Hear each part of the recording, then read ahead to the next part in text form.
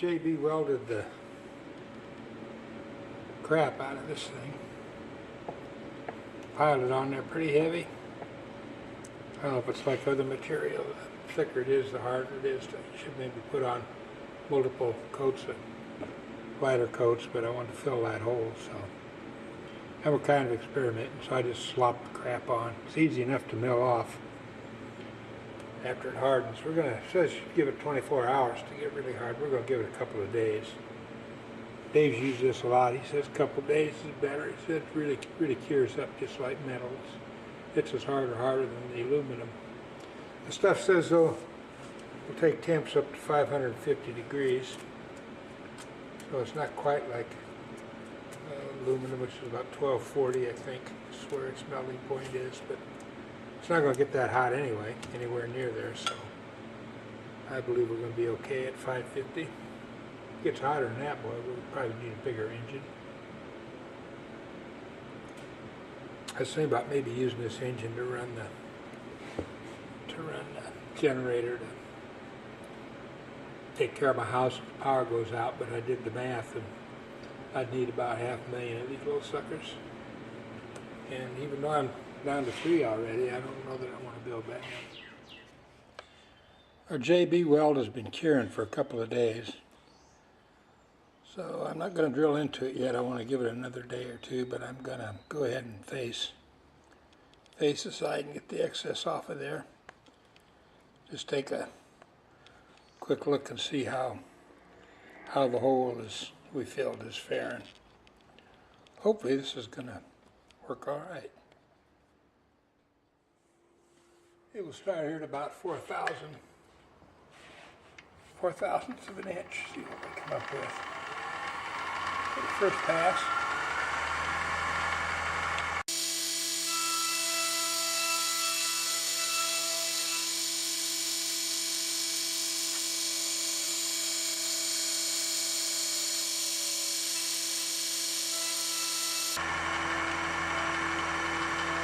Right in there. Taking off the JB Weld right now for the most part.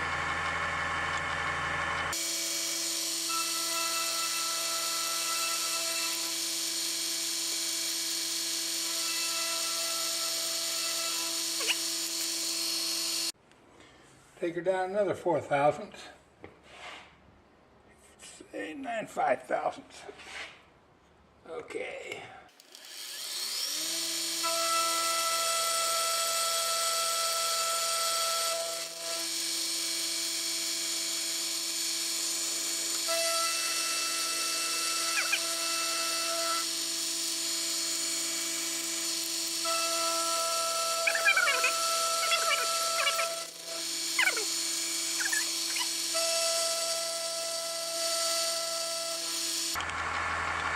Take a look now and see what we've got.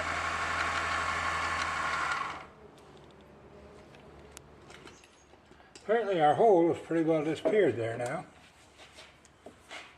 There it is. You can see the dark filler material there, the JB Weld. But the hole is gone. And what we're going to try to do is we're going to try to put another hole in there in the right place, which is going to be half the diameter or the radius away from the center of this hole. That's what we were off, was about 100 thousandths. And it should work just fine. We'll find out. Love this stuff. We're setting up to find our edges again. This time we're going to account for the diameter of the edge finder. You can see our hole, it filled pretty well there with the JB Weld. We're going to put another hole in it and tap it in the right place, we hope this time.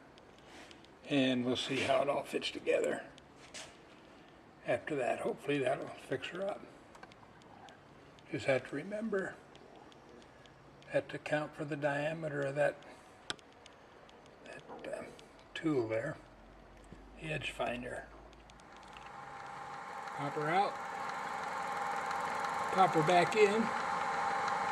There we go, that's that edge. So set that 0. Actually it's a 0 minus 1/100 thousandths.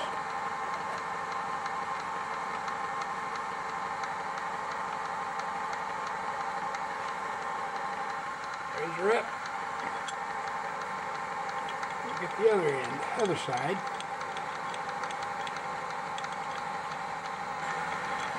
Bring her out to the edge finder. Okay, we'll pop out. There we go, popped in right there. Now we're out. There we're in. Okay. Read the negative 1.214. So that'll be 0.607. On this one, we don't have to worry about the offset because of the edge finder, because the offset will be the same on each side. So we'll move her to 0.607 and we'll be in the center of it from side to side. These DROs are pretty nice. Much better than trying to read those dials.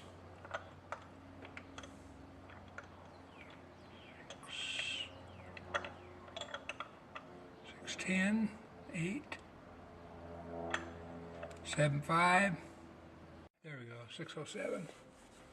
All right.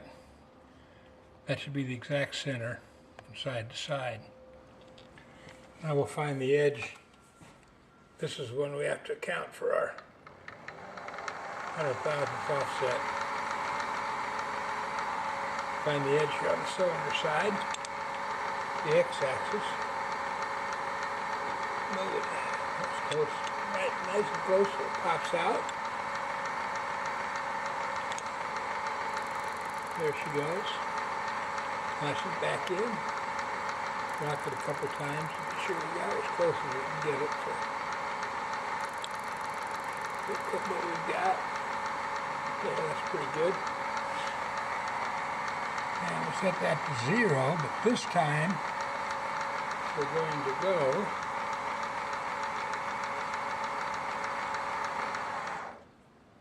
100,000ths the other way into the block, so we'll crank it down to 100,000. You can watch it go here. I just set it to 0. Okay, let's crank it into 100,000ths. Now we have the center drill parked right over where we're going to put our new hole.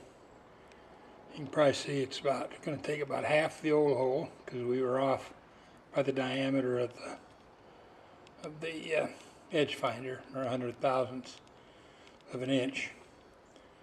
So now that we're in the right location, we're going to drill our new hole, which will be just a little bit south of the old hole.